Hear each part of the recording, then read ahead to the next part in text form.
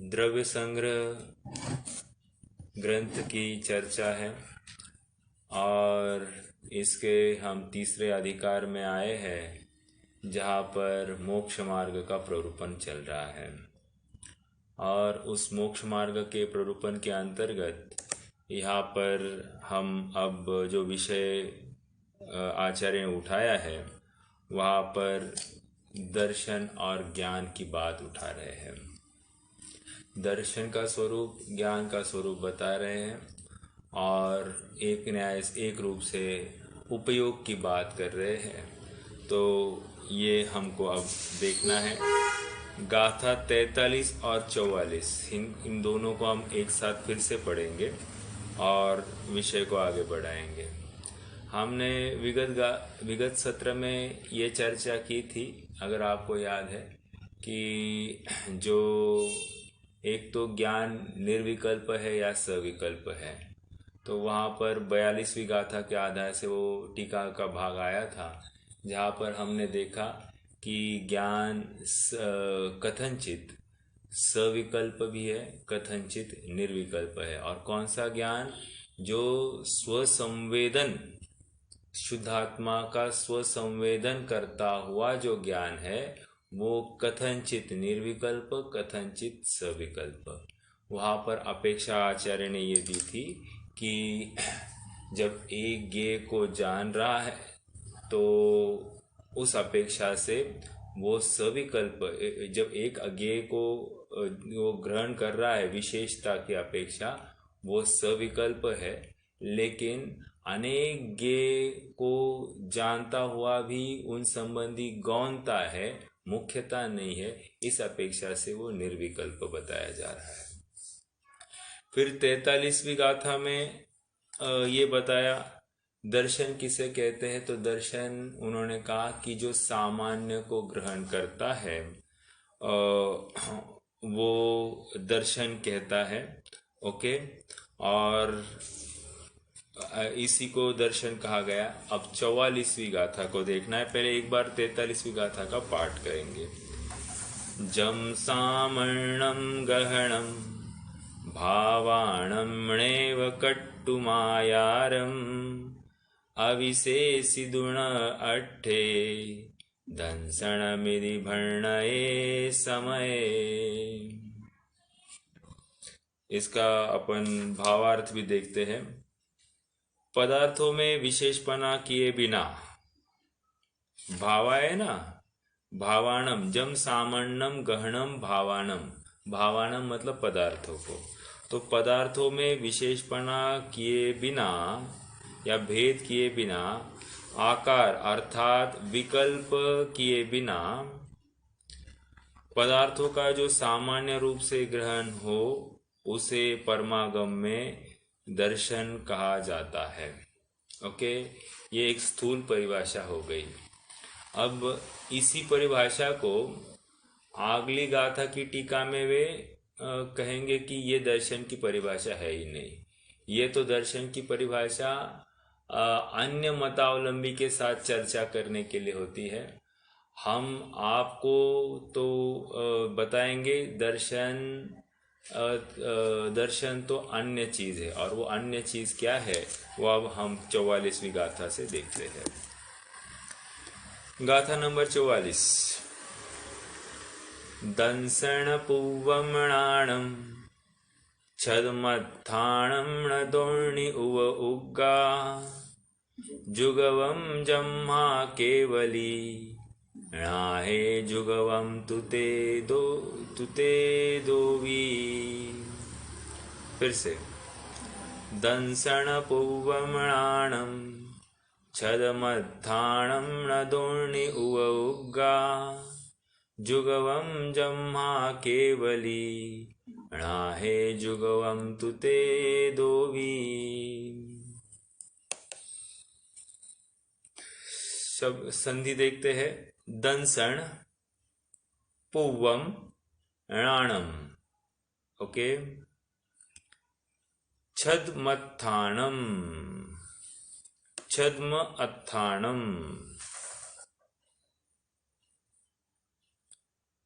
णदोर्णि उव उग्गा, ण दुन्नी उव उग्गा। जुगवम जम्हा केवली णाहे। जुगवम जम्हा केवली णाहे।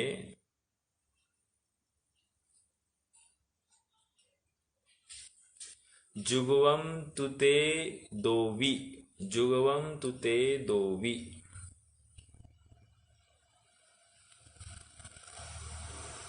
अब देखिए इसका अर्थ देखते हैं, शब्दार्थ देखेंगे पहले। दंसन दर्शन, पूवम पहले। तो दर्शन, दंसन पूवम, दर्शन पहले होता है किसके? णाणम, णाणम ज्ञान के। ठीक है, एक बात तो ये हो गई। आगे कौन से जीवों में दंसन पूवम नाणम है, अर्थात दर्शन ज्ञान के पहले किसके होता है? तो उन्हें आगे लिखा है छद्मत्थानम। छद्मत्थानम, छद्म, छद्म मतलब एक्चुअली इसका दो अर्थ होते हैं। छद्म मतलब कोई बहुरूपिया भेष हो, उसको छद्म कहते हैं। लेकिन वो भी अर्थ कहाँ से निकला? जो जिसने मूल स्वरूप ढक दिया है उसको छद्म कहते हैं। छद्म वेशात होता, ऐसा कहते कि नहीं? तो छद्म मतलब कोई बहुरूपीय भेष में होगा। लेकिन यहाँ पर छद्म का अर्थ जहाँ पर आवरण हो, दर्शनावरण, ज्ञानावरण, उसको छद्म कह रहे हैं। और छद्मस्थ, स्थ मतलब स्थित, तो जो छद्म या आवरण में स्थित है उनको छद्मस्थ कहते हैं। ओके, तो छद्मत्थानम क्या कह रहे हैं? ण दोन्नी उव उग्गा। न मतलब नहीं, दुन्नी मतलब दोनों, उपयोग, दोनों उपयोग एक साथ नहीं होते हैं। ओके, अगली लाइन, जुगवम जम्हा केवलीण आहे। जुगवम, जुगवम मतलब युगपत, जम्हा मतलब जिस प्रकार, केवलीण आहे, केवली मतलब केवल ज्ञानी, नाहे मतलब नाथ, केवल केवली नाथ। जुगवम तुते दोवी, उनके तो दोनों एक साथ पाए जाते हैं। कौन से? ये दोनों उपयोग उनके एक साथ पाए जाते हैं। तो गाथा 44 का अर्थ इतना हो रहा है कि दर्शन उपयोग ज्ञान उपयोग के पहले होता है। किसके? तो छद्मस्तों के। और दोनों एक साथ नहीं होते हैं। दो बातें कही है वहां पर। ओके, केवली भगवान के दोनों होते हैं और युगपत होते हैं। ये बात इस 44 गाथा का एकदम शॉर्ट में अर्थ निकल के आ रहा है। ओके,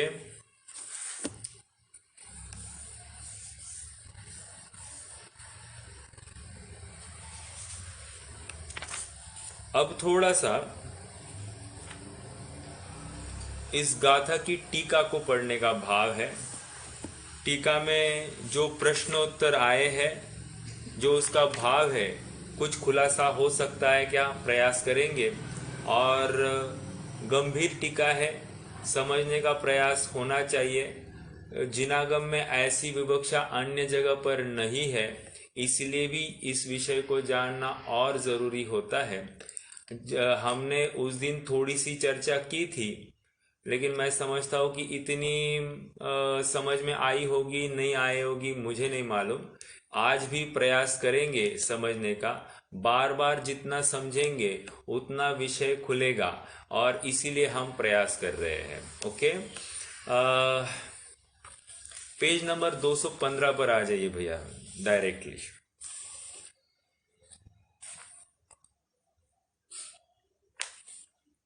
हाँ, अब हाँ, बराबर। अब आगे सिद्धांत के अभिप्राय से कथन किया जाता है, वह इस प्रकार। इसका मतलब जब सिद्धांत कह रहे हैं इसका मतलब अन्य अपेक्षा भी होगी। जैसे एक अपेक्षा है आध्यात्म की अपेक्षा, एक अपेक्षा है तर्कशास्त्र की अपेक्षा। है तो सब द्रव्यान योग की अपेक्षा, लेकिन द्रव्यान योग में कोई सिद्धांत है, सिद्धांत कोई आगम कहते हैं, और तर्कशास्त्र मतलब न्याय के ग्रंथों को तर्कशास्त्र कहते हैं, और अध्यात्म की अपेक्षा अलग होती है।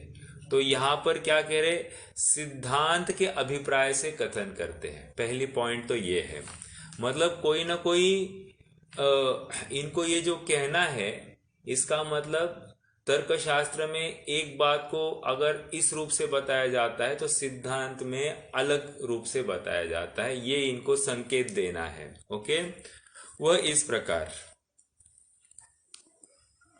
आगे के ज्ञान की उत्पत्ति के लिए जो प्रयत्न, उस रूप जो अपने आत्मा का परिच्छेदन, अवलोकन व दर्शन कहलाता है।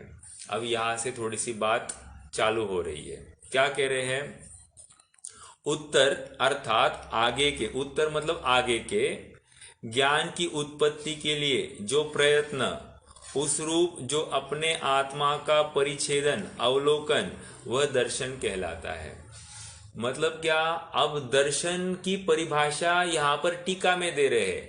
जो गाथा में कह दी आपने समझ ली, दंसन पूर्वम नाणम, या 43वीं गाथा में कह दिया साजम सामान्यम गहनम, जो सामान्य ग्राही है उसको दर्शन कहते हैं, एकदम सिंपल दे दिया।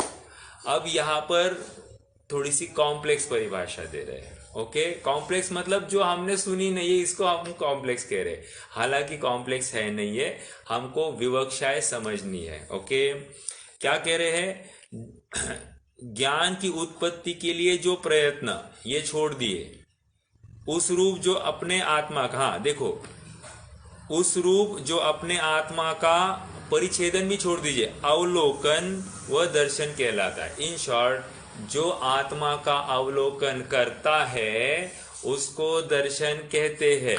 ओके, एकदम शॉर्ट में, आप शब्दों को कॉम्प्लेक्स मत देखिए। आचार्य की अपेक्षा है ना, इनके ना सेंटेंसेस को तोड़ना, और तोड़ कर ना जो प्रॉपर होता है ना उतना ही ग्रहण कर लो, तो आपको ज्यादा इजी जाएगी ये टीका समझने। नहीं तो टीका थोड़ी सी कुछ उल्टी, पहले ना आंसर लिखते हैं और फिर मतलब कुछ क्वेश्चन टाइप कुछ लिखते हैं और उसके बाद में कहीं आंसर आ जाता है। तो ये थोड़ी सी अलग शैली है इनकी लिखने की, इसलिए इनकी भी शैली को समझना। ज्ञान की उत्पत्ति के लिए जो प्रयत्न, उस रूप जो अपने आत्मा का परिच्छेदन या अवलोकन वह दर्शन कहलाता है। दर्शन किसको कह रहे हैं, आत्मा के अवलोकन को दर्शन कह रहे हैं। अटपटी लग रही है क्या, कितने जनों का अटपटी लग रही है? अरे वाह, किसी को नहीं लग रही है सब तैयार है कोई बात नहीं। आज तक हमने दर्शन किसको कहा था, सामान्य प्रतिभास जो है उसको दर्शन, और विशेष प्रतिभास को ज्ञान, ये इतनी परिभाषा हमने देखी थी। लेकिन यहां पर अब क्या कह रहे हैं, जो आत्मा का अवलोकन करे उसको दर्शन कहते हैं। तो दो परिभाषाएं हुई कि नहीं, एक परिभाषा जो सामान्य प्रतिभास, जो निराकार प्रतिभास है उसको दर्शन कहते हैं, वो एक परिभाषा हम पहले पढ़ाए हैं, आज तक हमने वही पढ़ी है। और ये दूसरी परिभाषा क्या, कि जो आत्मा का अवलोकन करे उसको दर्शन कहते हैं। ओके, मैं बार बार रिपीट कर रहा हूं, क्यों, क्योंकि हमको समझ में आना चाहिए कि दर्शन की क्या क्या विवक्षाएं है, आचार्य कैसे विषय को पुट अप कर रहे हैं। ओके, आइए आगे बढ़ते हैं। हाँ बोलिए ना। ये नए से ऐसा निश्चय नहीं से ऐसा कह सकते ना, या नए नहीं लगा सकते? यहाँ पर नए लगाने की बात नहीं है भैया, यहाँ पर तो ये कह रहे हैं कि तर्क शास्त्र में एक अपेक्षा है और सिद्धांत शास्त्र में एक अपेक्षा है। और जब हम जैनियों को ही समझा रहे हैं, हम अन्य मत के साथ, तर्क शास्त्र का यूज क्यों होता है, तर्क शास्त्र का यूज प्रतिवादी अर्थात अन्य मति के साथ में वाद विवाद करने के लिए होता है। अब यहाँ पर कोई प्रतिवादी नहीं है, कोई अन्य मति नहीं है, सभी जैनी है। तो जैनी है तो उनको अब तर्क की दृष्टि से क्यों समझाना, उनको सिद्धांत की दृष्टि से समझाएंगे। तो सिद्धांत में दर्शन को क्या कहते हैं ये बता रहे। और एक बात आपको बताऊं, वैसे टीका में आगे आएगी ही, दर्शन जो है अन्यमति मानते ही नहीं है। समझ में आ रहा है? अन्यमति वैसे दर्शन को मानते ही नहीं, तो उनको समझाना पड़ता है। एक बात तो ये है। दूसरी बात, मतलब दर्शन मात्र जैनियों ने माना है। जैसे आपको बताओ और एक बात, जैसे प्रमाण तो सभी मत वाले मानते हैं, लेकिन नए मात्र जैनियों ने माने हैं। और इसीलिए जैनी की जो शैली है या जैनी का विषय जो है वो कंप्लीट है, कॉम्पैक्ट है। वहां पर कोई लूप होल नहीं पाया जाता है। अन्य मतियों के कथन में थोड़े से लूप होल्स पाए जाते हैं, जो कि अपने यहाँ पर नहीं। हाँ, आपका प्रश्न जो है कि वहां पर नए लगा सकते हैं क्या, तो नए की बात नहीं है। ये तो दो शैलियां है, एक आगम शैली और एक तर्क शैली। तो अपन यहाँ पर जो सिद्धांत शैली है, आगम शैली है, उसकी बात अब यहाँ पर कर रहे हैं। ओके, तत्पश्चात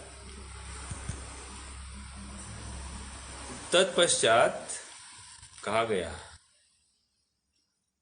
हाँ, तत्पश्चात बाह्य विषय में विकल्प रूप से जो पदार्थों का ग्रहण है वह ज्ञान है। अब ज्ञान को भी परिभाषित किया, पहले दर्शन को परिभाषित किया। जो स्व को ग्रहण करता है, जो आत्मा का अवलोकन करता है, वो दर्शन। और फिर ज्ञान क्या है, जो पर का ग्रहण करता है उसको ज्ञान कह रहे हैं। अब देखो, और एक यहां पर हमको उलझन आएगी। अगर हमने समयसार को पढ़ा है या समयसार को अनेक विद्वानों से सुना है, तो ज्ञान को क्या कहते हैं भला? ज्ञान कैसा होता है? स्व पर प्रकाशी है, बराबर है ना? ज्ञान स्व पर प्रकाशी है। और यहां पर ज्ञान को कैसे परिभाषित कर रहे हैं? ज्ञान पर प्रकाशी है। ओके, ये दूसरी अटपटी बात है। अटपटी बात क्यों है? क्योंकि आज तक हमने सुनी नहीं है। हमको हर विवक्षाओं को यथा योग्य उसके अपेक्षा अनुसार समझना चाहिए। विरोध कहीं नहीं है, हमको तो विरोध को मिटाना है और विवक्षा को समझना है। ठीक है, आइए आगे। तो दर्शन की परिभाषा हो गई, जो स्व का ग्रहण करे सो दर्शन, एकदम शॉर्ट में, और जो पर का ग्रहण करे सो ज्ञान। ओके, ये 4 लाइन का अर्थ हो गया। यह वार्तिक है। जैसे कोई मनुष्य पहले घट संबंधी विकल्प करता है, तत्पश्चात पट का ज्ञान करने की इच्छा होने पर वह घट के विकल्प से हटकर जो स्वरूप में प्रयत्न, अवलोकन, परिच्छेदन करता है वह दर्शन। तत्पश्चात यह पट है ऐसा निश्चय अथवा बाह्य विषय रूप से पदार्थ ग्रहण करने रूप जो विकल्प करता है वह ज्ञान कहलाता है। अब देखो यहाँ पर क्या कह दिया? तत्पश्चात यह पट है, यह निश्चय अथवा बाह्य विषय रूप से पदार्थ का ग्रहण रूप जो विकल्प होता है वह ज्ञान है।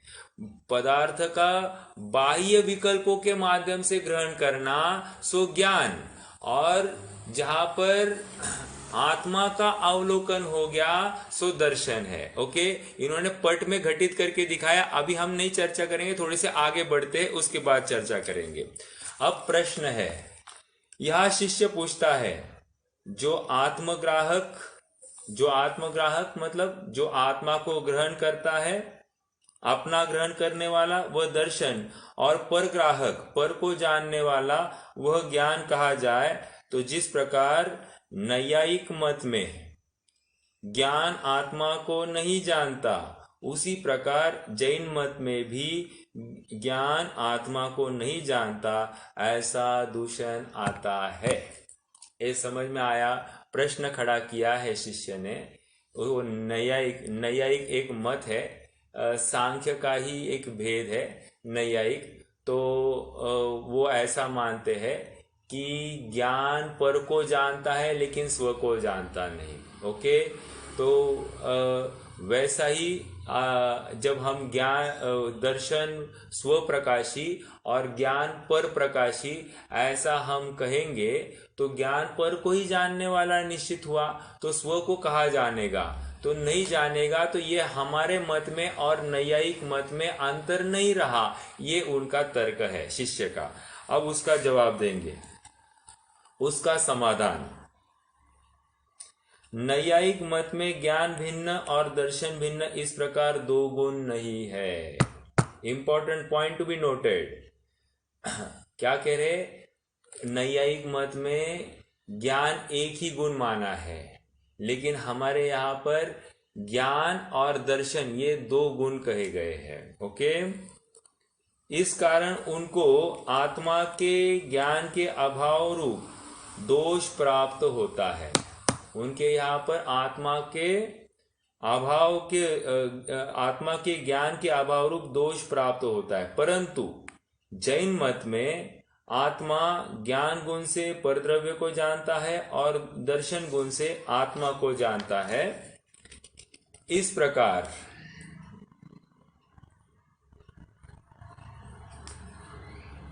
Page number 216। अरे हाँ, अभी हम कहा थे, कौन सा प्रश्न था? नैयायिक मत का खंडन चल रहा था। ओके, तो वहां पर तर्क ये दिया था कि यदि आप ज्ञान गुण पर को ही जानता है ऐसा कहोगे तो हमको तो फिर प्रश्न ये है कि हम में और नैयायिक मत में फ़र्क क्या है। तो इसका खंडन अब यहाँ से कर रहे हैं। वे कह रहे हैं कि नैयायिक मत ने मात्र एक ज्ञान गुण माना है, लेकिन जैनों ने यहाँ पर ज्ञान गुण और दर्शन गुण ऐसे दो गुण माने हैं। इस अपेक्षा से यहाँ पर थोड़ा सा अंतर है जैनियों में और नैयायिकों में।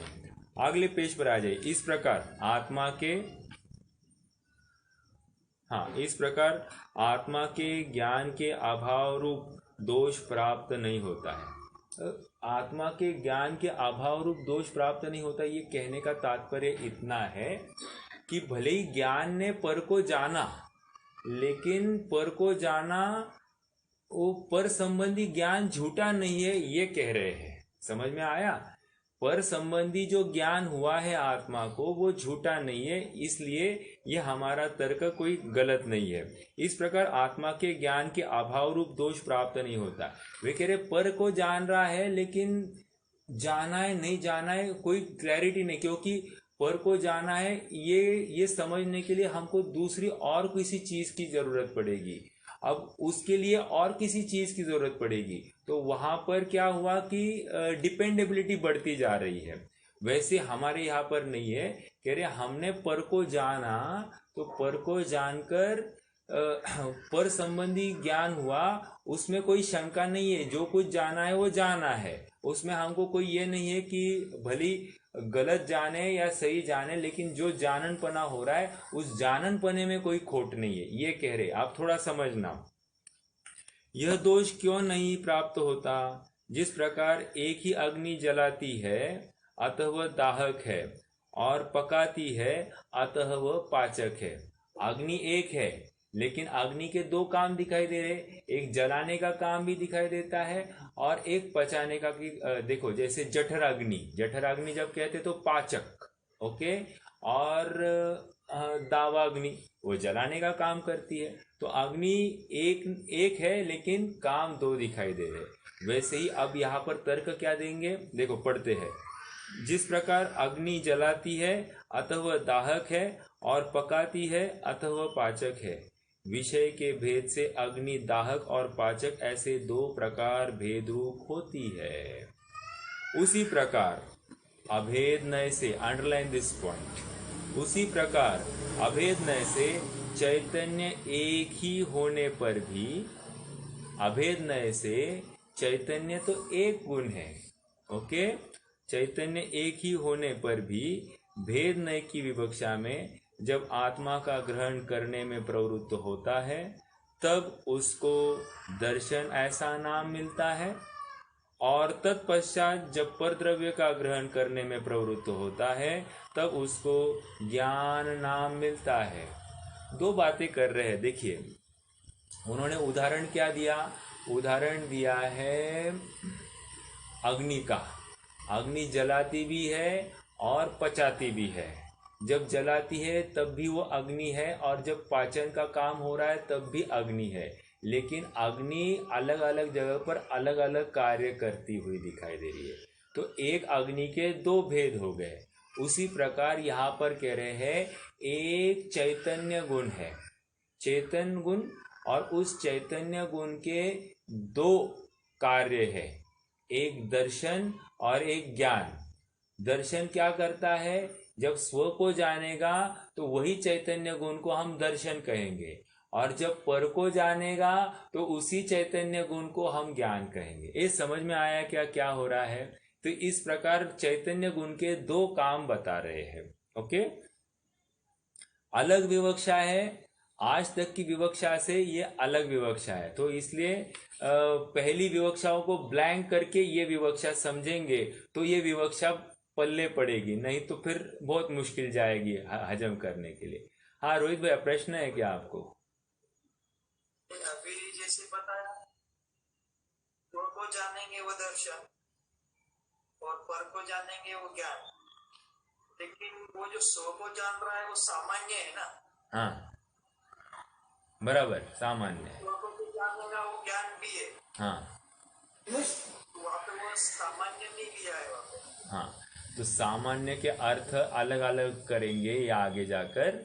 जैसे वे प्रश्न स्वयं खड़ा करने वाले एंड में, इस टीका के एंड में, इस 44वीं गाथा के एंड में, कि आपने जो सामान्य ग्राही सो दर्शन, जब सामान्यम गहनम ऐसा जो कहा था, वो परिभाषा, और जो ज्ञान सामान्य को जानता है या सामान्य का अवलोकन होता है सो दर्शन, ये दूसरी परिभाषा।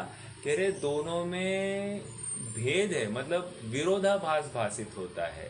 तो उसका समाधान करेंगे, ऐसा नहीं है। जो पहली तर्कशास्त्र की परिभाषा है उसमें भी हम कहेंगे कि दर्शन यह आत्मा को ही ग्रहण करता है, और यहाँ पर भी आत्मा का ही ग्रहण हो रहा है। इस न्याय से दोनों में अंतर नहीं है, दोनों सेम ही है, बस वहाँ पर विवक्षा भेद है, ऐसा बताएंगे। तो सामान्य का अर्थ यहाँ पर अलग अलग है, तो वो अपन करेंगे चर्चा। हाँ बोलिए। सेम ही है थोड़ा, फिर भी मेरे को डाउट है ना। जैसे अभी पर को जानना मतलब ज्ञान सामने इन्होंने बताया, तो फिर सो को जानना मतलब दर्शन। अभी जीव और जीव का तत्व लगाएंगे तो सो को हम कहाँ तोड़ेंगे? फिर जीव अजीव तत्व लगाएंगे तो स्व को कहाँ तोड़ेंगे? देखो, ये जीव तत्व की बात कर रहे हैं आप, तो जीव तत्व यहाँ पर नहीं लेना है। ओके, मेरा सुनो ना। हाँ, इंद्रिय को छोड़ दिया, आत्मा को छोड़ दिया, लेकिन अब आखिरी में किधर तो भी छोड़ना पड़ेगा ना ज्ञान दर्शन के लिए।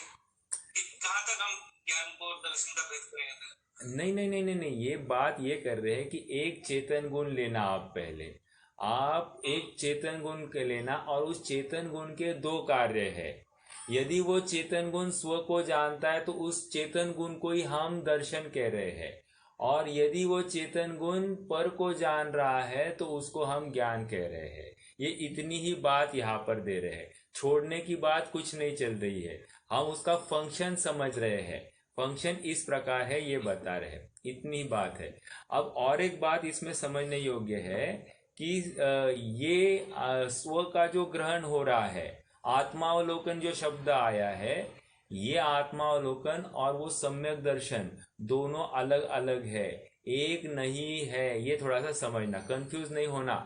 ये आत्मावलोकन और वो सम्यक दर्शन वाला जो आत्मावलोकन, दोनों में अंतर है।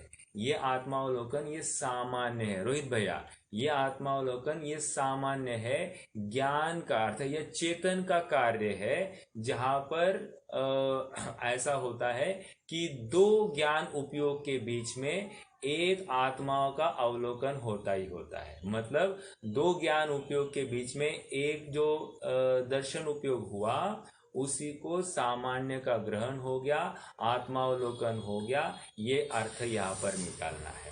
ओके।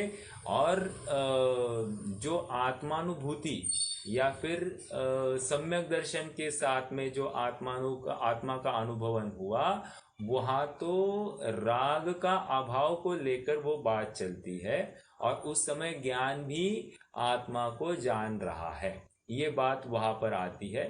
वो अलग विवक्षा है, ये वर्तमान विवक्षा अभी थोड़ी सी अलग चल रही है। तो हम इस प्रकरण को पहले समझे और उसके बाद में हम अन्य उहापोह करेंगे। जैसे यहाँ पर वे स्वयं प्रश्न उठाने वाले हैं कि हमने तो ज्ञान को स्वपर प्रकाशक समझा है और आप यहाँ पर कह रहे हैं कि ज्ञान स्वपर प्रकाशक नहीं पर प्रकाशक है। तो वो जब कहा वो सही था या गलत था या ये सही है, तो हम कौन सी माने, ये भी प्रश्न खड़ा होने वाला है। तो हम करेंगे उसकी सबकी चर्चा। पहले तो इस प्रकरण को समझें और थोड़ा इनका मर्म क्या है ये समझेंगे और उसके बाद में हम प्रश्नों का या उहापोह करेंगे, तो ज्यादा लाभकारी होगी ये सब चर्चा। आइए पढ़ते हैं। उसी प्रकार अभेद नय से चैतन्य एक ही होने पर भी भेद नय की विवक्षा से जब आत्मा का ग्रहण करने में प्रवृत्त होता है तब उसको दर्शन ऐसा नाम मिलता है, और पश्चात जब पर पदार्थ का ग्रहण करने में प्रवृत्त होता है तब उसको ज्ञान नाम मिलता है। इस प्रकार विषय के भेद से चैतन्य के दो भेद होते हैं। विशेष यह है कि यदि दर्शन को सामान्य का ग्राहक और ज्ञान को विशेष का ग्राहक कहा जाए तो ज्ञान को प्रमाणपना प्राप्त नहीं होता। अब इन्होंने स्वयं एक प्रश्न खड़ा किया है, क्या प्रमाण किसे कहते हैं? जो सामान्य विशेष ग्राही हो उसको प्रमाण कहेंगे। अब यहाँ पर तकलीफ खड़ी क्या हो गई? ज्ञान पर को जान रहा है तो वो विशेष ग्राही हुआ, सामान्य का ग्राही हुआ ही नहीं, तो इसमें फिर प्रमाण नहीं रहा ये ज्ञान। तो अब उसका समाधान करेंगे। प्रश्न समझ में आया? प्रश्न ये है, प्रमाण किसको कहेंगे? प्रमाण जो सामान्य विशेष ग्राही ज्ञान होता है उसको प्रमाण कहते हैं। और यहाँ पर अब डेफिनेशन के हिसाब से ज्ञान क्या हुआ है? विशेष ग्राही, पर को ग्रहण कर रहा है ना, तो विशेष ग्राही हो गया है और फिर सामान्य ग्राही नहीं रहा ज्ञान, तो अब ज्ञान प्रमाण नहीं हुआ। तो अब उसकी बात कर रहे हैं किस प्रकार। उसका उत्तर, वस्तु का ग्रहण करता है वह प्रमाण है। वस्तु सामान्य विशेषात्मक है। ज्ञान ने वस्तु के एक देश का अर्थात विशेष का ही ग्रहण किया, वस्तु का ग्रहण नहीं किया। सिद्धांत से तो निश्चय नय की अपेक्षा से गुण और गुणी अभिन्न है। अतः संशय, विमोह और विभ्रम रहित वस्तु का जो ज्ञान, वह ज्ञान स्वरूप आत्मा ही प्रमाण है। वह दीपक की भांति स्व और पर के सामान्य और विशेष को जानता है। इस कारण अभेद रूप से तो उसी को प्रमाणपना है। फिर से पढ़ेंगे, फिर से। वस्तु को ग्रहण करता है वह प्रमाण, और वस्तु कैसी है? सामान्य विशेषात्मक।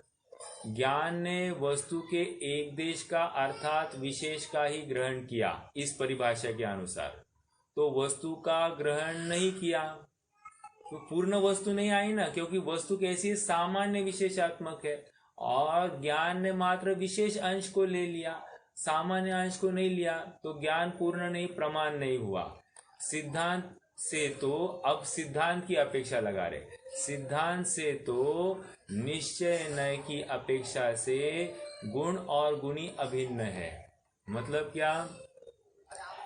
ज्ञान गुण है ना, ज्ञान गुण किसके आश्रय से है? कह रहे गुणी के आश्रय से। गुणी मतलब द्रव्य, ओके। तो कह रहे गुण और गुणी अभिन्न है, अतः संशय विमोह और विभ्रम रहित वस्तु का जो ज्ञान, वह ज्ञान स्वरूप आत्मा ही प्रमाण है। तो कह रहे हैं कि ज्ञान ने भले ही पर को जाना है, पर को जाना है, लेकिन पर है इस रूप जाना है, तो वो जिसमें जाना है वो किसके आधार से जाना है? वो गुणी है ना, वो जिसमें रहता है उसके आधार से जाना है। तो गुणी कौन है? आत्मा है। तो इस न्याय से ये ज्ञान उस गुणी से अभिन्न है, इसलिए उसने सामान्य का भी ग्रहण किया है, ऐसा समझो। क्योंकि गुणी के आश्रय से जाना, और गुणी में वो दर्शन भी है ना, तो दर्शन भी क्या कर रहा है? वो भी तो जान रहा है, तो उसी का आश्रय से काम हो रहा है। तो इस न्याय से प्रमाण से सामान्य विशेषात्मक जानना हो रहा है, ऐसा समझना चाहिए। ओके। वस्तु का जो ज्ञान, वो ज्ञान स्वरूप आत्मा ही प्रमाण है। वह दीपक की भांति स्व और पर के सामान्य और विशेष को जानता है। इस कारण अभेद रूप से उसी को प्रमाणपना है। उसी को अर्थात उस आत्मा को ही। देखो, इन्होंने ज्ञान को खड़ा नहीं किया, आत्मा का प्रमाणपना हो गया, क्योंकि वहां पर सामान्य दर्शन गुण है और विशेष ज्ञान गुण है। तो सामान्य विशेष ग्राही वो द्रव्य हो गया, उसमें कोई प्रॉब्लम नहीं है। तो इस न्याय से प्रमाणपना भी सिद्ध हो रहा है। अब फिर से शंका खड़ी कर रहे। क्या शंका है? यदि दर्शन बाह्य विषय का ग्रहण नहीं करता है, तो अंधे की भांति सब मनुष्यों को अंधेपने का प्रसंग आता है। क्यों? दर्शन का अर्थ ये क्या ले रहा है अभी? देखना, ओके। और ज्ञान का अर्थ, वो देखो, हम कहते हैं ना, मात्र जानना देखना मेरा काम। देखना वो दर्शन के रूप में था, और जानना ये ज्ञान के अपेक्षा से था। तो इसका समाधान दे रहे, ऐसा नहीं कहना चाहिए, क्योंकि बाह्य विषय में दर्शन का अभाव होने पर भी, अर्थात उसमें दर्शन प्रवृत्ति नहीं होने पर भी, अभी थोड़ा समझना, आत्मा ज्ञान द्वारा विशेष रूप सब पदार्थों को जानता है, तब यह विशेष है। यह जब दर्शन द्वारा आत्मा का ग्रहण होता है, तब आत्मा के साथ अविनाभूत ज्ञान का भी ग्रहण हो जाता है। अब क्या कह रहे हैं? देखो, आत्मा ने किसी परद्रव्य को जाना, तो वो इंफॉर्मेशन लेकर आया ना, तो वो इंफॉर्मेशन जो लेकर आया, तो उसमें दर्शन संबंधी भी इंफॉर्मेशन लाया। देखो थोड़ा सा विचार करते हैं। ज्ञान पर को जान रहा है, तो दर्शन गुण वैसे देखा जाए तो ज्ञान की अपेक्षा पर हो गया, एक अपेक्षा लगाना। तो उसने दर्शन के बारे में भी कोई ना कोई जानकारी खड़ी की है, तो वो सब लेकर आया। देखो, कहा गया क्योंकि बाह्य विषय में दर्शन का अभाव होने पर भी, अर्थात उसमें दर्शन प्रवृत्त नहीं होने पर भी, आत्मा ज्ञान द्वारा विशेष रूप सब पदार्थों को जानता है, तब यह विशेष है। जब दर्शन द्वारा आत्मा का ग्रहण होता है, तब आत्मा के साथ अविनाभूत ज्ञान का भी दर्शन द्वारा ग्रहण हो जाता है। तो कह रहे हैं दर्शन आत्मा का ही, ज्ञान आत्मा के आश्रित ही है, ओके। और ज्ञान क्या कर रहा है? बाहर से इंफॉर्मेशन ला रहा है। तो दर्शन जब सामान्य का ग्रहण कर रहा है, तो उस सामान्य अर्थात अखंड आत्मा है, उसमें जितने अनंत गुण है, उन सब का सामान्य रूप से वो ग्रहण हो रहा है कि नहीं हो रहा है? तो जब सामान्य रूप से ग्रहण हो रहा है, तो उसमें ज्ञान गुण है कि नहीं है। तो इस न्याय से दर्शन ने बाहर वाले को भी जाना, ऐसा ये कह रहे हैं। क्या कहा? समझ में आया क्या? क्योंकि दर्शन ने ज्ञान को सामान्य रूप से जाना, और ज्ञान ने बाहर वाले इंफॉर्मेशन को लेकर आया, इसलिए दर्शन ने बाहर के पदार्थों को जाना, ऐसा कह रहे हैं। ये समझ में आया? इसलिए ये मात्र स्व को जानता है ऐसा नहीं, पर को भी जानता है, ये तर्क यहाँ पर खड़ा किया। समझ में आया? देखो, मैं एक उदाहरण देता हूँ। उदाहरण ऐसा है कि मैं घर के बाहर नहीं निकलता हूँ, लेकिन मेरी डायरेक्शन में श्रेयांश बाहर जाकर कोई काम करके लेके आता है। तो वो जो काम करके आया है, मैंने घर में बैठकर उस काम को अंडरस्टैंड किया, बस, तो मैंने काम किया ऐसा कहा जाएगा। तो यदि मैं दर्शन हूँ और ऑन माय बिहाफ श्रेयांश बाहर जाकर काम करके आता, श्रेयांश ज्ञान है, तो श्रेयांश ने जो बाहर से ग्रहण करके लाया, जो इन्फॉर्मेशन लाई, और मुझे उसमें से वो इन्फॉर्मेशन प्राप्त हो गई, तो क्या हुआ, मैंने ही उस बाहर के कार्य को किया ऐसा कहा जाएगा। तो ये तर्क यहाँ पर दे रहे कि दर्शन मात्र स्व को जान रहा है, पर को नहीं जान रहा, ऐसा नहीं समझना। वो दर्शन वो ज्ञान के माध्यम से पर का भी कार्य कर रहा है, पर को भी जान रहा है, ऐसा बता रहे हैं। ओके, फिर से पढ़ते। प्रश्न भी, यदि दर्शन बाह्य विषय का ग्रहण नहीं करता है तो अंधे की भांति सब मनुष्यों को अंधेपने का प्रसंग आता है। ऐसा नहीं कहना चाहिए, क्योंकि बाह्य विषय में दर्शन का अभाव होने पर भी, अर्थात उसमें दर्शन प्रवृत्त नहीं होने पर भी, आत्मा ज्ञान द्वारा विशेष रूप सब पदार्थों को जानता है, तथा यह विशेष है जब दर्शन द्वारा आत्मा का ग्रहण होता है, तब आत्मा के साथ अविनाभूत ज्ञान का भी ग्रहण हो जाता है, और ज्ञान का ग्रहण होने पर ज्ञान के विषयभूत बाह्य वस्तु का भी ग्रहण हो जाता है। ओके, आज थोड़ा सा टफ जाता होगा आप सबको, डोंट वरी, अपन इस विषय को फिर से लेने वाले हैं। मतलब ये फिर से कल मोस्ट प्रोबेबली इसकी ही अपन पहले हाफ में इसकी रिवीजन करेंगे, उसके बाद में हम आगे जाएंगे। तो आप घबराना नहीं, और अच्छा विषय पुट अप करेंगे, और अच्छे से इसको समझने की कोशिश करने वाले हैं अपन। अभी तो मात्र प्रमेय समझ रहे हैं, क्या क्या तर्क दिए हैं और किस किस तर्क से ये विषय को आगे ले गए हैं। और मूल प्रकरण कहाँ से चालू हुआ था, दर्शन को स्व प्रकाशक और ज्ञान को पर प्रकाशक कह रहे थे। फिर उन्होंने दूसरा प्रश्न खड़ा किया, यदि आप ज्ञान को पर प्रकाशक कह रहे हैं तो आप में और नैयायिक में क्या फर्क हुआ। तो उस शंका का खंडन करते हुए उन्होंने कहा कि नैयायिक ने मात्र ज्ञान गुण माना है, हमने मात्र ज्ञान गुण नहीं माना, हमने ज्ञान और दर्शन ये दोनों गुण माने हैं। फिर आगे उन्होंने प्रश्न खड़ा किया कि जो ज्ञान है ये आप स्वपर, हमने तो स्वपर प्रकाशक समझा था, लेकिन ज्ञान तो पर प्रकाशक है, तो हम इसको कैसे समझेंगे।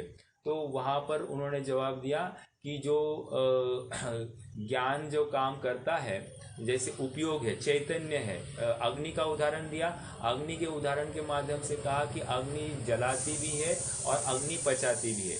उसी प्रकार कह रहे हैं कि ज्ञान ये चैतन्य ये स्व को देखता भी है, तब हम उसको कहेंगे दर्शन, और जब पर को देखता है तो हम उसको कहेंगे ज्ञान। देखो ये क्यों कहा मालूम है, इसके बहुत बड़ा लॉजिक है।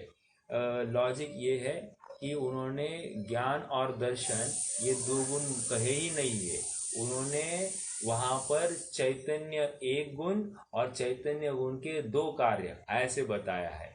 अगर वो दो गुण कहते, ज्ञान गुण और दर्शन गुण अलग अलग कहते, तो क्या तकलीफ हो जाती, वो तकलीफ ये हो जाती कि जब दर्शन नहीं हो रहा है उस समय में ज्ञान तो हो रहा है, और जब ज्ञान नहीं हो रहा है उस समय में दर्शन हो रहा है, तो अल्टरनेटिवली हो रहे हैं ना।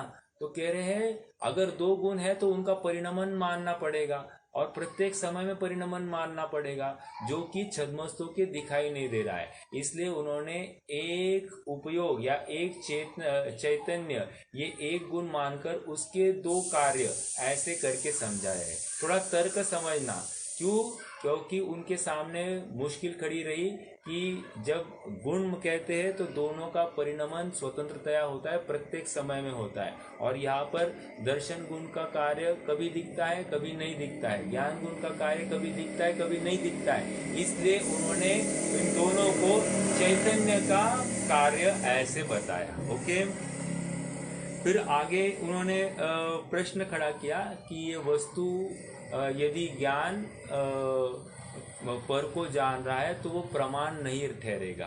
तो उस बात का भी खंडन किया। कह रहे प्रमाण किसको कहते हैं? जो सामान्य विशेष ग्राही वस्तु को ग्रहण करे उसको प्रमाण कहते हैं। तो उन्होंने वहां पर और एक तर्क दिया कि ज्ञान ने दर्शन के माध्यम से तो सामान्य का ग्रहण हो जाता है और विशेष जो ग्रहण होता है वो एक मिनट, वही बात है क्या?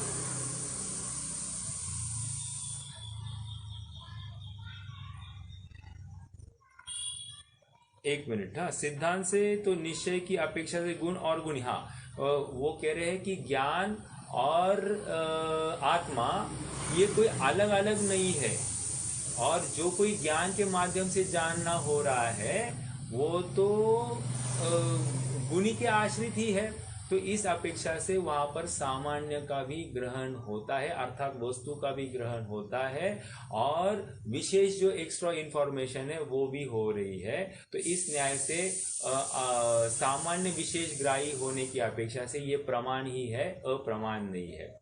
फिर और एक प्रश्न खड़ा किया कि दर्शन मात्र बाह्य वस्तु को नहीं जानेगा तो वो अंधेपन है। अंधे व्यक्ति को जिस प्रकार अन्य वस्तु का ज्ञान नहीं होता है तो वैसे प्रॉब्लम यहाँ पर खड़ी हो जाएगी। तो उन्होंने फिर से एक तर्क दिया कि दर्शन तो स्व को जान रहा है, लेकिन ज्ञान के माध्यम से जो इंफॉर्मेशन कलेक्ट हो गई है वो भी दर्शन के दायरे में आती है। इस अपेक्षा से दर्शन पर को भी जान रहा है, ऐसा उन्होंने तर्क दिया। ओके, अब तक ये चर्चा हो गई है, थोड़ा सा और आगे बढ़ेंगे।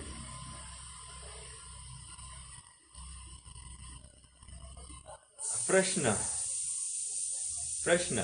जो आत्मा को ग्रहण करता है उसे आप यदि दर्शन कहते हो तो जो पदार्थों का सामान्य ग्रहण व दर्शन, इस गाथा का अर्थ आपके कथन में किस प्रकार घटित हो सकता है? अब गाथा, आप गाथा में आ जाइए। गाथा में क्या कह रहे? 43 नंबर की गाथा 43, जम सामान्यम गहनम, है ना? जम सामान्यम गहनम, वो वहां पर क्या कह रहे?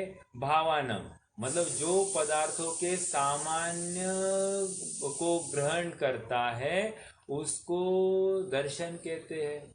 अब वो उसने पकड़ लिया शंकाकार ने इस परिभाषा का, और आपकी टीका जो चल रही है, जो आत्मावलोकन करता है सो दर्शन, इन दोनों में आपस में क्या हो रहा है? मत भिन्नता है, उसमें कॉन्फ्लिक्ट खड़ी हो रही है। तो इसके बारे में आपको क्या कहना है? देखो प्रश्न क्या है, सामान्य ग्रहण अर्थात आत्मा का ग्रहण व दर्शन, ये कहा गया, हाँ कहते तो जो पदार्थों का सामान्य ग्रहण व दर्शन, इस गाथा का अर्थ आपके कथन में किस प्रकार घटित होता है?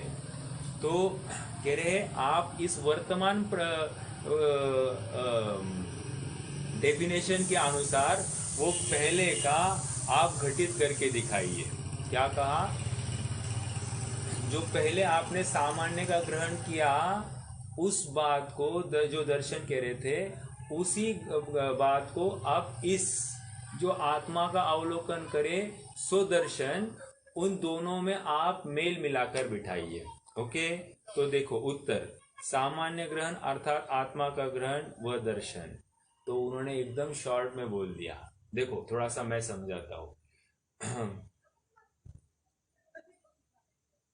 एक मिनट, इसमें आगे दिया है क्या? क्या है?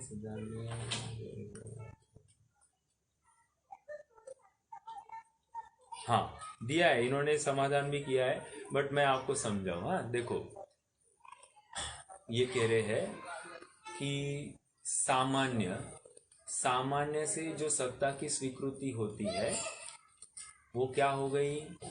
सभी द्रव्य सामान्य से एक है। एक कैसे कह दिए? है पने की अपेक्षा, है मतलब सबका अस्तित्व है, इस अपेक्षा से सभी द्रव्य है, और इस अपेक्षा से सब समान है, सब एक है, एक महासत्ता की अपेक्षा सब है, ये बात स्वीकृत हो गई। तो सब समान है, सब सामान्य की अपेक्षा से ग्रहण हो जाते, सब एक हो जाते। तो सभी द्रव्य जब एक साथ ग्रहण हो सकते हैं तो उसमें सामान्य स्वरूपी अपना आत्मा ग्रहण हो सकता है कि नहीं? कह रहे हो सकता है। तो वहां पर भी सामान्यम गहनम कहकर अपना आत्मा ग्रहण हो रहा है, और यहाँ आत्मा का अवलोकन करना ये भी आत्मा का सामान्य रूप से ग्रहण हो रहा है। ये बात समझ में आई क्या? फिर से बताता हूँ, फिर से। थोड़ा सा कठिन है बात, लेकिन आप तर्क को समझिए। तर्क क्या दे रहे हैं? सामान्य, सामान्य मतलब महासत्ता। महासत्ता एक होती है और एक अवांतर सत्ता होती है। अवांतर सत्ता में क्या होता है कि भेद करके देखा जाता है, विशेष विशेष देखा जाता है, उसको अवांतर सत्ता कहते हैं। और सभी पदार्थों को हम एक ग्रुप में डाल दे और उनको किसी एक गुण की अपेक्षा सबको एक ही ग्रुप में, एक ही कैटेगरी में डाले, तो उसको क्या कहेंगे? उसको कहेंगे महासत्ता। ओके, जैसे सभी द्रव्यों को मुझे एक कहना है, तो कैसे कह सकता हूँ? उन सभी द्रव्यों में समानता से जो गुण विद्यमान है उस अपेक्षा से उन सबको एक कैटेगरी में डाल दो। ओके, जैसे कोई किसी कंपनी में जॉब कर रहा है, तो कोई कहे कि हम सब टाटा मोटर्स में काम करने वाले, तो हम टाटा वाले हैं। तो टाटा वाले होते हुए भी सब अलग अलग है कि नहीं है? वे भी सबको एक एक छतरी के अंदर ले लिया ना, हम टाटा वाले। तो टाटा वाले कहकर हमने सबको कंबाइन किया।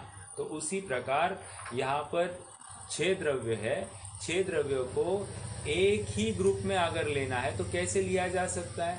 तो कह रहे हैं कि उनका एक विशेष गुण को, एक सामान्य गुण को लेकर। कौन सा है? उनका अस्तित्व गुण। सब में अस्तित्व गुण है, सब में है पना है, अनादि से है और अनंत तक रहेंगे, इस अपेक्षा से सभी एक है। और इसी को सभी द्रव्यों को एक ही कैटेगरी में लाया, वो जिस सत्ता भूत पदार्थ ने लाया या जिस अस्तित्व गुण ने लाया, उसकी अपेक्षा हम सभी को कह रहे हैं कि ये सामान्य है और ये महासत्ता है। ओके, तो ये महासत्ता का ग्रहण हुआ कि नहीं हुआ? तो हुआ, कह रहे हैं। किसमें? सामान्य रूप से सभी पदार्थों का ग्रहण हुआ, उसमें मेरा आत्मा का भी ग्रहण होता है कि नहीं होता है? होता है। और इस न्याय से वो भी सामान्य का ग्रहण अर्थात आत्मा का ग्रहण हो गया, और यहाँ आत्मा का अवलोकन, वो भी आत्मा का ग्रहण हो गया। इस न्याय से दोनों जो परिभाषाएं हैं ये एकार्थवाची है, इसमें शब्द अलग अलग है, लेकिन उसका भाव ऑलमोस्ट क्या समान ही है, ऐसा समझना चाहिए। ठीक है, देखो अब हम पढ़ते हैं आगे। बस 5 मिनट के लिए इतना ही प्रकरण पढ़ेंगे, फिर रुक जाएंगे। फिर चाहो तो हम फिर से कल इसके बारे में और कुछ विशेष चर्चा करेंगे, और फिर इस विषय को और अच्छे से समझने की कोशिश होगी। सामान्य ग्रहण अर्थात आत्मा का ग्रहण व दर्शन, ये उत्तर हो गया। प्रश्न, सामान्य का अर्थ आत्मा किस प्रकार कर रहे हो आप? है ना? तो पहले क्या, सामान्य का ग्रहण मतलब आत्मा का ग्रहण, एक दोनों में कोरिलेशन बिठा के दिया। पहली परिभाषा क्या थी? जब सामान्यम गहनम। और दूसरी परिभाषा क्या थी? आत्मा का ग्रहण, उसको दर्शन कह रहे। तो दोनों ने कह दिया कि जो सामान्य का ग्रहण है वही आत्मा का ग्रहण है, इसलिए दोनों सेम है। लेकिन प्रश्न खड़ा किया, आप सामान्य कैसे कह रहे हो? सामान्य का अर्थ आत्मा कैसे लगाया? अब उसका विश्लेषण करें। आत्मा वस्तु का ज्ञान करते हुए मैं इसको जानूं, इसको न जानूं, ऐसा विशेष पक्षपात नहीं करता है, परंतु सामान्य रूप से वस्तु को जानता है। इस कारण सामान्य शब्द द्वारा आत्मा कहा जाता है। ओके, ये पहली बात। इस प्रकार गाथा का अर्थ अधिक कहने से क्या, जो कोई भी तर्क और सिद्धांत का अर्थ जानकर एकांत दुराग्रह का त्याग कर नए विभाग द्वारा मध्यस्थ वृत्ति रखकर व्याख्यान करता है, तो दोनों ही अर्थ सिद्ध होते हैं। किस प्रकार से सिद्ध होते हैं? तर्कशास्त्र में, अभी देखो तर्कशास्त्र क्या कह रहा है। तर्कशास्त्र में मुख्यतः से अन्य मत का व्याख्यान है। अन्य मत के साथ में वाद विवाद करना है। वहाँ जब कोई अन्य मती पूछता है कि जैन सिद्धांत में जीव को दर्शन और ज्ञान ये दो गुण कहे हैं, वे किस प्रकार घटित होते हैं, तो उसे जो आत्मा को ग्रहण करता है वह दर्शन है, तो वे समझ नहीं सकते हैं। मतलब जो आत्मा को ग्रहण करता है वो दर्शन, ऐसी विवक्षा उस अन्य मति को दे तो वो समझ नहीं सकता है। क्यों नहीं समझ सकता है? क्योंकि वो दर्शन को जानता ही नहीं है। ओके, तो इसलिए उसको क्या बताना पड़ता है? जो सामान्य प्रतिभास है या जो सामान्य को जानता है, सामान्य का ग्रहण होता है, उसको दर्शन कहते हैं। ओके, जो आत्मा को ग्रहण करता है वो दर्शन है, तो वो समझ नहीं सकते। अतः आचार्यों ने उन्हें प्रतीति कराने के लिए स्थूल व्याख्यान से, स्थूल मतलब तर्कशास्त्र में क्या है? स्थूल व्याख्या है। स्थूल व्याख्यान से बाह्य विषय में जो सामान्य का ग्रहण है उसका नाम सत्तावलोकन रूप दर्शन स्थापित किया, और यह सफेद है इत्यादि विशेष परिच्छेदन हुआ तो इस ज्ञान संज्ञा से स्थापित किया। इसे इस प्रकार दोष नहीं है। सिद्धांत में मुख्य रूप से स्व समय का व्याख्यान होता है। सिद्धांत मतलब अभी जो द्रव्य संग्रह ग्रंथ है, तो इसमें क्या कह रहे? इसमें स्व समय का व्याख्यान, स्व समय मतलब आत्मा का कथन होता है। वहाँ सूक्ष्म व्याख्यान करते हैं सिद्धांत में। और आचार्यों ने जो आत्मा का ग्रहण करता है वह दर्शन इस प्रकार व्याख्यान किया है, वह ये सूक्ष्म कथन, इस प्रकार से इसमें दोष नहीं है। यह शिष्य शंका करता है, सत्तावलोकन रूप दर्शन का ज्ञान के साथ भेद ज्ञात होता है, परंतु तत्वार श्रद्धान रूप सम्यक दर्शन और वस्तु विचार रूप सम्यक ज्ञान, इन दो में भेद ज्ञात नहीं होता है। यदि कहते हो कि कोई क्यों नहीं ज्ञात होता, तो कहते हैं कि सम्यक ज्ञान में पदार्थ निश्चय है, और उसी प्रकार सम्यक दर्शन में पदार्थ निश्चय है, उसी प्रकार सम्यक ज्ञान में भी, तो उनमें क्या अंतर है? इसका हम उत्तर कल पढ़ेंगे। आज का इतना ही है कि ये जो दर्शन और ज्ञान ये अलग अलग कार्य है। दर्शन यह स्वप्रकाशी, ज्ञान पर प्रकाशी। और जो पहले हमने शास्त्रों में पढ़ाए हैं कि जो ज्ञान स्वपर प्रकाशी है वो तो स्थूल कथन है। विशेष कथन तो ये है कि दर्शन स्वप्रकाशी और ज्ञान पर प्रकाशी। फिर भी एक प्रश्न खड़ा रहता है, आत्मानुभव जब होता है उस समय में जो ज्ञान से स्व का जाननपना हो रहा है उसको हम क्या कहेंगे? ये चर्चा हम थोड़ी सी कल करेंगे। तो और कल विषय खुलेगा, हम सभी अपेक्षाओं का ऊहापोह करेंगे और इस विषय को और अच्छे से समझने की कोशिश करेंगे। विशिष्ट प्रकरण है, अन्य जगह पर नहीं है, इसलिए समझना जरूरी है। क्योंकि जितना समझने की कोशिश करेंगे, जितना यत्न लगाएंगे, उतना उपयोग भी सूक्ष्म होगा, और जितना उपयोग सूक्ष्म होगा उतना ही आत्मानुभवन के लिए या वस्तु को समझने के लिए कार्यकारी होगा। इसलिए डरना मत, घबराना नहीं, अपने हित की बात है, इसलिए डटकर इस विषय को समझना है। ओके, शंकाएं अपन कल लेंगे, अगर कुछ है तो आप अभी प्लीज नोट करके रखिए। कल हम सभी शंकाओं का समाधान करेंगे, फिर जो कुछ हो। ओके, जिनवानी स्तुति करते हैं। निज निधि निज में बताई, यह अनंत उपकार है। इसके लिए जिनवाणी माँ को वंदना शत बार है। इसके लिए जिनवाणी माँ को वंदना शत बार है।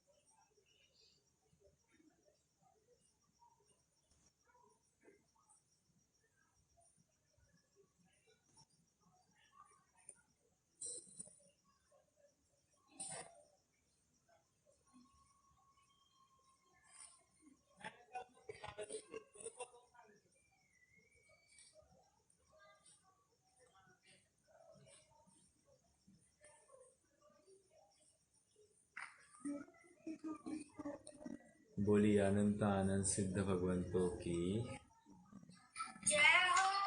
पंच परमेष्टि भगवंतों की, अहिंसामयी जैन धर्म की जय हो।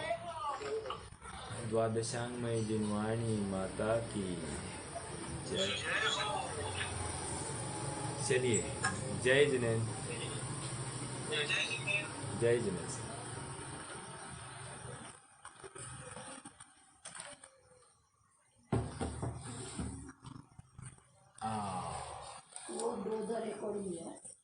हाँ नहीं, दोदा नहीं, 2 प्रवचन में रेकॉर्डिंग हुई वो.